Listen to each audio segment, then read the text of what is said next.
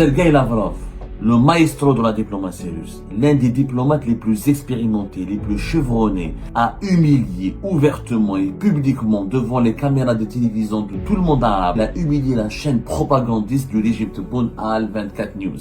Une journaliste algérienne inexpérimentée et d'un amateurisme consternant a été instrumentalisée par les dirigeants algériens pour tenter de piéger l'un des diplomates les plus rusés de la planète, en lui disant que voilà, des paramilitaires russes, des anciens de Wagner, sont soupçonnés ou sont accusés de commettre des crimes contre l'humanité ou de massacrer des civils au nord du Mali. Voilà comment Sergueï Lavrov a répondu, avec beaucoup de calme, sans s'énerver, sans crier. On vous a soigneusement écrit la question et vous avez lu consciencieusement tout ce qui a été écrit. L'Africa Corps est une division du ministère des Russes de la Défense. Nos militaires ne commettent aucune action contre des civils. C'est votre journal ou ceux qui vous ont demandé d'aborder ce sujet disposent de preuves. Elles doivent être présentées. Rapidement, il a compris la manipulation. Regardez comment il a humilié sans insulter. Comment il a donné une leçon. Et on sait que ceux qui vous ont envoyé pour nous provoquer, on les connaît bien, ce sont les dirigeants algériens. C'est une leçon de recadrage. C'est une leçon de bonne éducation. Sergueï Lavrov, le maestro de la diplomatie russe, l'un des diplomates les plus expérimentés, les plus chevronnés, les plus compétents du monde, a humilié ouvertement et publiquement devant les caméras de télévision de tout le monde arabe et de l'ensemble de la communauté internationale et sous les projecteurs de l'ensemble de la communauté internationale, il a humilié la chaîne propagandiste de l'Égypte Boun Al 24 News. Une journaliste algérienne inexpérimentée et d'un amateurisme consternant a été instrumentalisée par les dirigeants algériens pour tenter de piéger l'un des diplomates les plus rusés de la planète, pas du monde, mais de la planète. Sergueï Lavrov, le 13 octobre 2025, et de cela 48 heures, a animé une conférence de presse à Moscou en présence de tous les journalistes arabes. Vous savez peut-être, ou vous ne le savez pas, j'allais dire, la Russie allait accueillir le 15 octobre, aujourd'hui même, le sommet Monde Arabe-Russie, qui a été reporté à la dernière minute à cause des événements à Gaza et de l'accord de paix qui a été signé à Gaza, au Sharm el-Sheikh, en Égypte, en présence du président américain Donald Trump, de l'Égypte, du Qatar, et de la présence de plusieurs dirigeants arabes, dont le roi de Jordanie, etc. Sergueï Lavrov donc a animé une conférence de presse le 13 octobre pour parler du report de ce sommet et pour profiter de l'occasion de cet accord de paix à Gaza pour faire le point sur la position de la Russie à l'égard de ces dossiers géopolitiques brûlants. Et profitant de cette conférence, une journaliste algérienne de la chaîne de télévision AL24 News, la chaîne propagandiste, la chaîne étatique, malheureusement, on ne peut pas l'appeler comme une chaîne étatique, c'est malheureusement une chaîne étatique financée par de l'argent public, mais c'est une chaîne propagandiste qui ne respecte pas le moindre principe de la déontologie. C'est une chaîne d'ailleurs qui n'a jamais été respectée par l'ensemble des acteurs médiatiques de la communauté internationale, qui n'a aucune autorité, qui n'a aucune crédibilité. Mais bon, c'est la chaîne étatique, c'est la chaîne gouvernementale en Algérie, c'est la chaîne publique chargée de la couverture de l'actualité internationale. C'est elle qui diffuse, c'est elle qui est dédiée à l'information en continu en ce qui concerne l'actualité internationale. Donc elle a été invitée à cette conférence de presse puisque les journalistes arabes étaient dépêchés à Moscou pour couvrir le sommet Monde Arabe-Russie. Les journalistes arabes venaient comme c'est l'habitude, comme le veut la tradition, les représentants de la presse internationale pour couvrir un événement international et ils se déplacent toujours 48 heures ou 3 jours avant le déroulement, avant l'inauguration ou le coup d'envoi de cet événement international. Donc, ils étaient tous à Moscou. L'ensemble des représentants des plus importants médias arabes étaient à Moscou. Sergueï Lavrov devait leur expliquer pourquoi le sommet a été reporté, en raison, encore une fois, des évolutions urgentes du dossier de la question palestinienne et du conflit entre le Hamas et l'État israélien. Durant cette conférence de presse, une journaliste algérienne de Al24 News, je vais vous montrer la vidéo, provoque Sergueï Lavrov et essaye en lui disant que voilà, des paramilitaires russes, des anciens de Wagner, sont soupçonnés ou sont accusés de commettre des crimes contre l'humanité ou de massacrer des civils au nord du Mali. Quelle est la position de la Russie à l'égard de ce sujet? Et globalement, c'est une provocation. Elle a essayé d'assimiler la présence des paramilitaires et des militaires russes au Mali comme étant une menace à la paix régionale et comme étant une source de déstabilisation de la région et que elle a même essayé de faire comprendre en présence cette provocation d'une immoralité absolue. Elle n'est jamais un journaliste. Normalement, tu peux être provocateur, mais un journaliste bien formé, L24 News, la formation, la déontologie, la classe et l'élégance, c'est pas du tout leur point fort. Mais un journaliste peut faire dans l'insolence, dans la provocation, mais avec tact, avec élégance, avec une certaine manière. Il faut gérer, il faut savoir comment poser la question. Bien sûr qu'il fallait peut-être titiller Sergei Lavrov pour essayer de le faire parler, pour lui arracher une déclaration exclusive ou une déclaration explosive pour faire le buzz. Mais il y a une manière de faire. On aurait pu dire, que pensez-vous des accusations formulées par les groupes Touareg contre les militaires, paramilitaires russes? Mais la manière avec laquelle cette journaliste a posé la question, elle a fait une affirmation. C'est elle qui accuse. Elle a affirmé clairement, voilà, comme Africa Corps, voilà, Africa Corps, qui, le successeur de Wagner, commettent des crimes contre les civils. Comme c'est le cas au Mali. Ça, elle a fait une affirmation, c'est elle qui l'affirme. Ce n'est pas des sources. Un journaliste n'est pas là pour dire la vérité. Il est là pour transmettre la vérité. Un journaliste n'a pas de vérité. Un journaliste, il transmet la vérité qu'il a pu récolter auprès d'acteurs de l'événement, d'acteurs de l'information. Mais elle est qui pour dire comment Al24 News, elle n'est pas là au nom de quoi une chaîne de télévision étatique va juger les militaires russes présents au Mali et elle va les accuser de commettre des crimes contre les civils. Avant de vous parler de la réponse de Sergei Lavrov, qui était d'une classe magnifique, regardez d'abord comment, vidéo. Je vous montre la vidéo de l'échange entre la journaliste de Al24 News et de Sergei Lavrov et vous allez bien comprendre le contexte et comment Sergei Lavrov lui a vraiment, a humilié la chaîne de télévision propagandiste et étatique algérienne et comment il a remis à sa place les dirigeants algériens parce que il a remis à leur place les dirigeants algériens parce que cette journaliste n'est que l'impion et qui a été utilisé pour transmettre une question pour provoquer la diplomatie russe. Regardez la vidéo. الدولية عبرت عدة دول إفريقية خاصة بمنطقة الساحل والصحراء. Excusez-moi, il y a un petit bug. Ah là là là là là là là là là.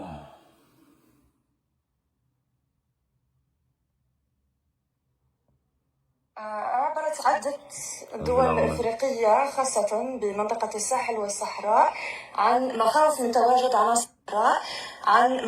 تواجد عناصر الفيلق أفريقيا في بعض البلدان وتعتبره شكلا من التدخل الخارجي في الشؤون الداخلية. كيف تتلقى روسيا هذه المخاوف وماذا عن اتهامات هيئات حقوقية دولية بخصوص ارتكاب هذه العناصر لجرائم ضد المدنيين على غرار ما تم في شمال مالي؟ وشكرا.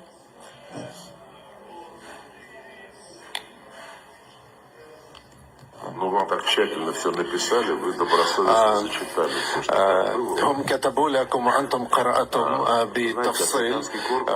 الفيلق الإفريقي هو قسم من وزارة الدفاع لروسيا الاتحادية والعسكريون الروس لا يرتكبون أي جرائم ضد المدنيين. فإذا مكتب تحرير لديكم أو من طلب منكم الإشارة إلى هذا الموضوع هناك أمور موضوعية فمن الضروري عرض هذه الوقائع. نعلم أن هناك بعض التوترات بين أصدقائنا في الجزائر وأصدقائنا في مالي. هي التوترات التي تتلخص إذا نقول بصراحة بالماضي الاستعماري حيث قام المستعمرون بإدارة إفريقية بطريقة Franchement, je vous invite à revoir la séquence parce qu'elle est vraiment une séquence mythique qui va entrer dans l'histoire ou dans les annales de l'histoire des médias internationaux. Comment un média étatique d'un pays étranger est rappelé à l'ordre et salivé et humilié. Franchement, c'est une humiliation pour Al24 News qui ont été d'une maladresse et d'un manque de professionnalisme consternant.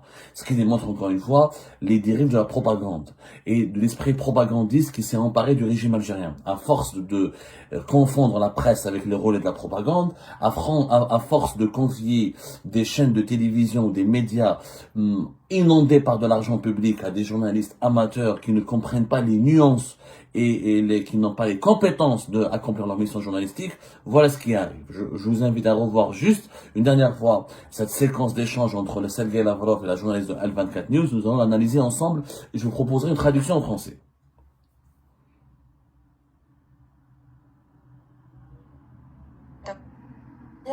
عبرت عدة دول إفريقية خاصة بمنطقة الساحل والصحراء عن مخاوف من تواجد عناصر فيلق أفريقيا في بعض البلدان وتعتبره شكلا من التدخل الخارجي في شؤون داخلية. كيف تتلقى روسيا هذه المخاوف وماذا عن اتهامات هيئات حقوقية دولية بخصوص ارتكاب هذه العناصر لجرائم ضد المدنيين على غرار ما تم في شمال مالي؟ وشكرا.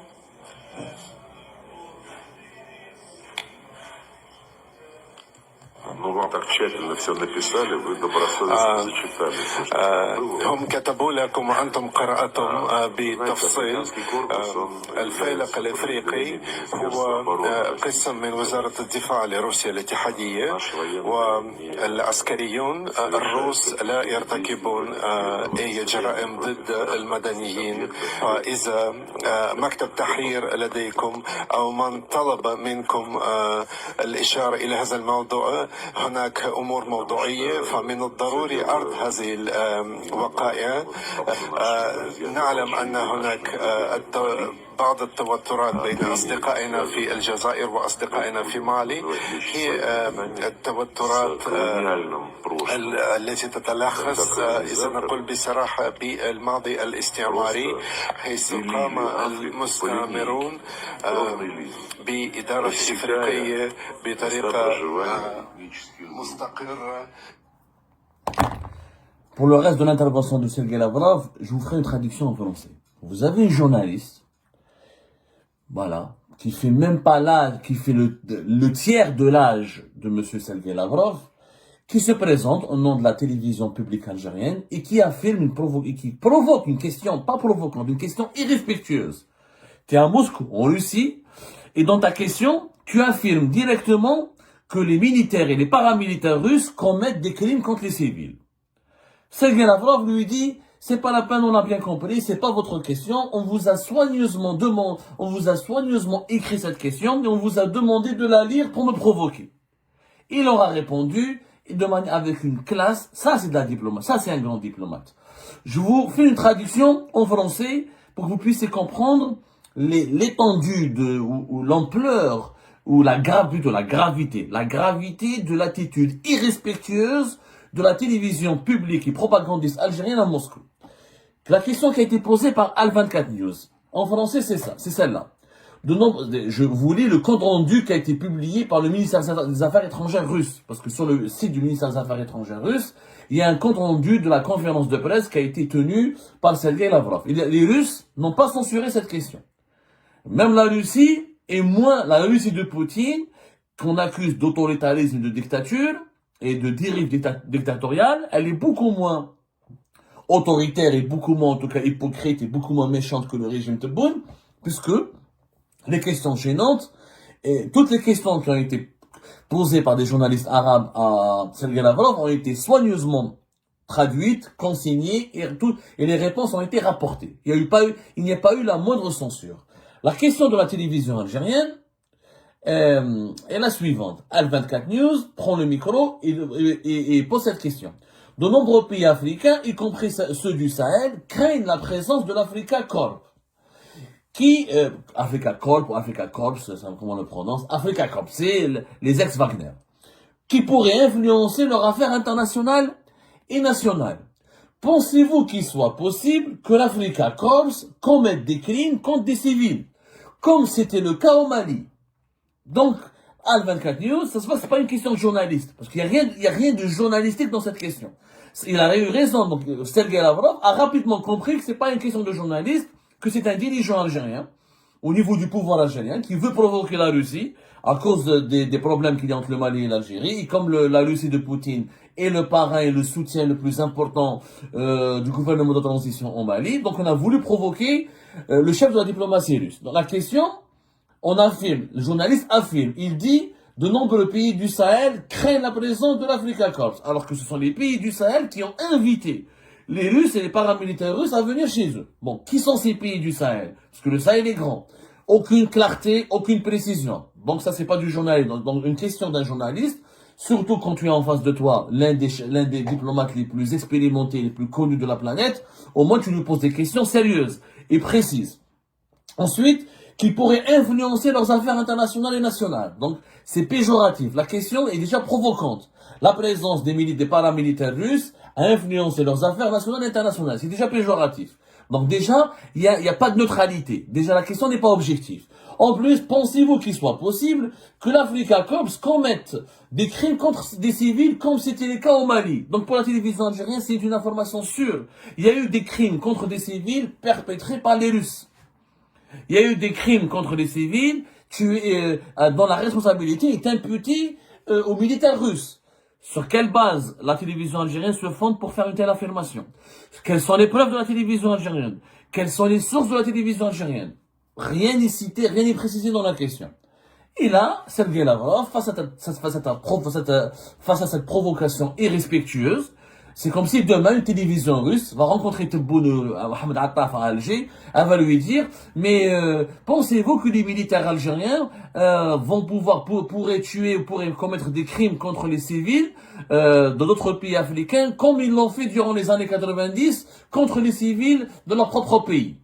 Regardez comment, vous imaginez le niveau de provocation. Tu es à Moscou et tu accuses les Russes de commettre des crimes contre les civils au nord du Mali et qu'ils pourraient commettre d'autres crimes dans d'autres pays africains et que les pays du Sahel seraient contre la présence de ces militaires, de ces paramilitaires russes. Voilà comment Sergei Lavrov a répondu, avec beaucoup de calme, sans s'énerver, sans crier, sans aucun excès de colère. On vous a soigneusement écrit la question et vous avez lu consciencieusement tout ce qui a été écrit. On vous a soigneusement écrit la question. Et c'est pas votre question. On sait que c'est pas une question de journaliste. Et vous avez lu consciencieusement, vous avez lu sérieusement tout ce qui a été écrit. C'est ça, consciencieusement. C'est un mot compliqué en français. Ça veut dire que vous avez lu rigoureusement tout ce qui a été écrit. L'Africa Corps est une division du ministère russe de la Défense. Nos militaires ne commettent aucune action contre des civils ou des biens civils. C'est bien connu. C'est votre journal ou ceux qui vous ont demandé d'aborder ce sujet disposent de preuves. Elles doivent être présentées. Le problème réside précisément dans les tentatives actuelles d'accuser sans fondement la Russie de quoi que ce soit, même des péchés les plus mortels. Vous avez mentionné que l'Africa Corps est présente dans plusieurs pays voisins de l'Algérie et que certaines questions et inquiétudes semblaient surgir. Si vous faites référence au Mali, l'Africa Corps y travaille à la demande et à l'invitation des autorités légitimes de ce pays. Nous sommes conscients des différends qui existent entre nos amis algériens et maliens. Ces différends sont, appelons-le par leur nom, liés au passé colonial, lorsque les colonisateurs se sont contentés de diviser l'Afrique selon une ligne droite, divisant ainsi les groupes ethniques. Cela s'est traduit dans la partie centrale du continent africain, Rwanda contre Burundi, Tutsi contre Hutu. Dans le cas de l'Algérie et du Mali, il s'agit des Touaregs. Cet héritage éclate constamment sous la forme de divers conflits. Je n'exclus pas ceux qui ont tracé les lignes le long des frontières, tentent parfois de provoquer une escalade. Regardez la carte de l'Afrique, on y trouve de nombreuses frontières artificielles. Ensuite, il parle sur le problème que vous venez d'évoquer, les relations avec le Mali. Nous sommes en contact avec nos amis algériens et maliens. Tous deux souhaitent que nous les aidions à résoudre leurs différends. Nous sommes prêts à le faire. L'expérience, regardez l'expérience, la bonne éducation, la compétence. Ça, c'est un chef de diplomatie. Mais je sais qu'il Ahmed Attaf, l'incompétent, et que nous avons, nous, depuis 2023. Rapidement, il a compris la manipulation. Et regardez comment il a humilié sans insulter. Comment il a donné une leçon. Comment il a remis à sa place la journaliste de L24 News sans insulter, sans diffamer, sans dénigrer, sans s'énerver, sans être déstabilisé. On vous a soigneusement écrit la question et vous l'avez lu, tout ce qui a été écrit. Si votre journal ou ceux qui vous ont demandé d'aborder ce sujet ont des preuves contre nos militaires, accusant nos militaires qui commettent des crimes contre les civils, ils n'ont qu'à les présenter. Donnez-nous vos preuves. Nous sommes au Mali et au Sahel à la demande des pays et des États, des autorités du Sahel. Une leçon magistrale.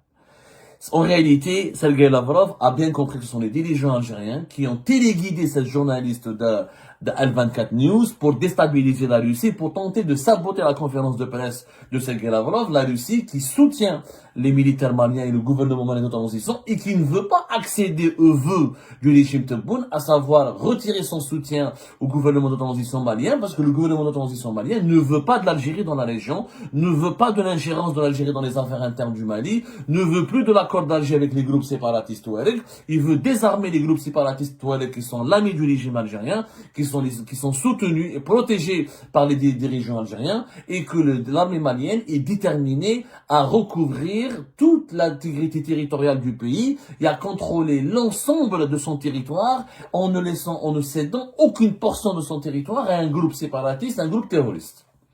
C'est ça le problème.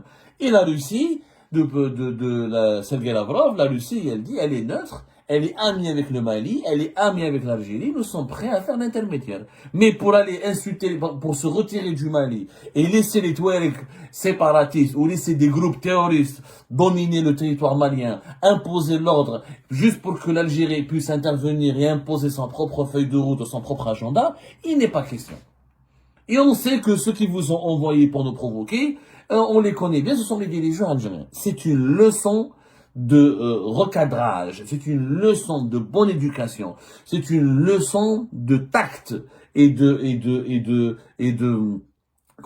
d'intelligence.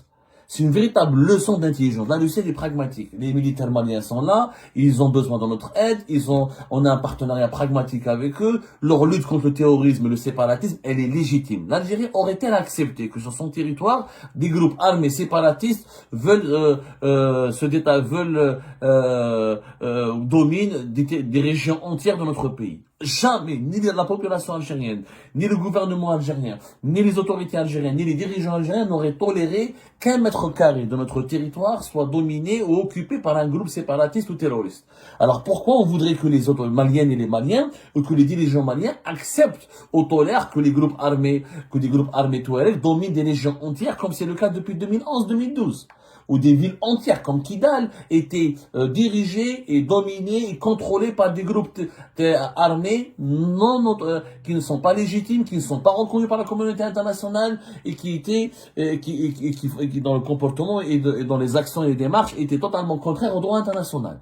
Tous les pays du monde ont le droit de protéger leur souveraineté, de protéger leur territoire et leur intégrité territoriale contre des groupes séparatistes ou des groupes terroristes, y compris un pays pauvre comme le Mali. Être pauvre, ça ne veut pas dire manquer de dignité. Être pauvre, ça ne veut pas dire manquer d'honneur. La pauvreté ne signifie pas le déshonneur. Le Mali a trouvé, grâce à la Russie de Poutine, une aide militaire et politique et diplomatique précieuse pour protéger son territoire. L'Algérie, au lieu de poser une question sérieuse, au lieu de se rapprocher de la Russie, qui est notre grand ami, au lieu de s'appuyer sur la présence russe dans la région pour régler nos problèmes avec nos frères maliens, on envoie une journaliste pour aller tenter de déstabiliser l'un des meilleurs diplomates au monde. Je rappelle que Sergei Lavrov, c'est pas Mohamed Attaf ou Qadr ou Aouisha il est diplomate depuis plus de 50 ans. Il fait de la diplomatie depuis 1972. Depuis 1972, Yajma'at al-Khair. Encore une fois, depuis 53 ans, depuis 1972, il a travaillé à l'ambassade de l'Union soviétique au Sri Lanka. De 1981 à 1988, il était le premier secrétaire et conseiller, puis conseiller en chef de la représentation permanente de l'Union soviétique à l'ONU. Il était de 1988 à 90 le chef adjoint du département des relations économiques internationales du ministère des Affaires étrangères de la Russie. Il est ministre des Affaires étrangères en Russie depuis 2004. Ça fait 21 ans. Il est représentant permanent de la Russie auprès du Conseil de sécurité de l'ONU depuis 1994. Pendant 9 ans, il a travaillé auprès du Conseil de sécurité de l'ONU. La Russie est un membre permanent du Conseil de sécurité de l'ONU. On parle de la Russie, là. C'est pas le chef de la diplomatie de la Mauritanie, ou de la Tunisie, ou de l'Ouganda, avec tout le respect que j'ai pour ces pays-là. Là, on parle de l'un des diplomates les plus expérimentés du monde. Il y a des livres qui ont été écrits sur Sergei Lavrov.